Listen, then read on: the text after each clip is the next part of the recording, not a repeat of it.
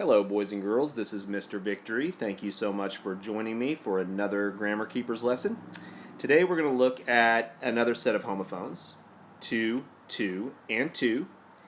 And we know from the past that a homophone is two or more words that sound the same, but they look different. They are spelled differently and they mean different things, correct? Okay, so today we're going to look at this form of the word to, T-O-O, and you'll notice that it is in the upper right-hand corner of your Grammar Keepers chart.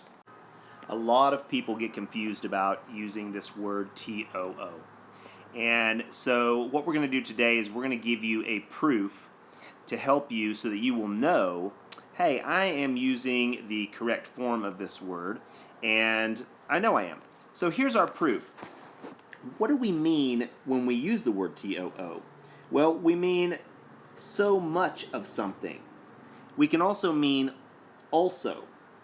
And so if we substitute the words so or also for the word T-O-O, and if it makes sense, then we're in business, correct? Okay, so let's look at our example.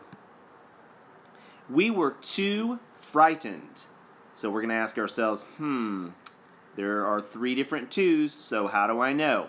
Well, the first thing we do is we underline the word to, just to show that we have made a choice here. We have made a decision to go with T-O-O, and we're going to prove it to ourselves, to our teacher, to whoever is reading.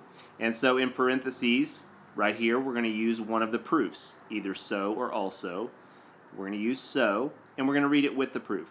We were so frightened. Does it work? Absolutely. It sounds good, doesn't it? Okay, so let's go down here and let's try a different proof.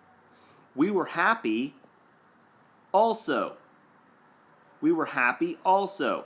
So it works, doesn't it? And if it makes sense, then we know it's the correct form of the word to. Let's look at our conversation. And hopefully, boys and girls, you can practice this at home, and hopefully you will be able to practice this in class as well.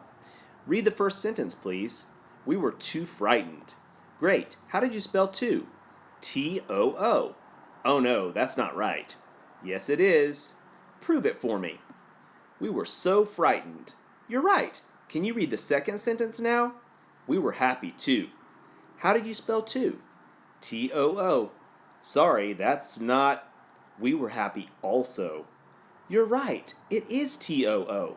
And so you see, boys and girls, through the conversation that in our example, the writer did make the correct choice. So I'm going to leave you with this.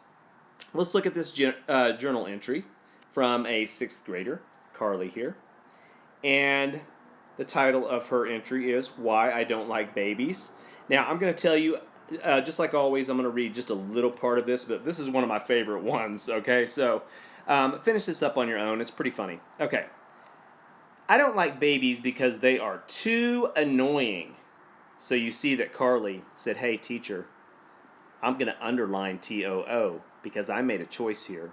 I made a grammatical choice, and I know that this is the correct word. I'm going to prove it. I'm going to use one of my proofs. So what did Carly do? Above the proof, in parentheses, she substituted the word so. And she probably read it back to herself. She said, I don't like babies because they are so annoying. She said, okay, wow, that's correct. Okay, boys and girls, thank you once again for joining me for another Grammar Keepers lesson. You can record or rewind this, go back and forth, watch it again, talk to your parents about it, whatever you need to do. I'm sure you will practice this in class with your teacher tomorrow. Have a great night, and I'll see you next time.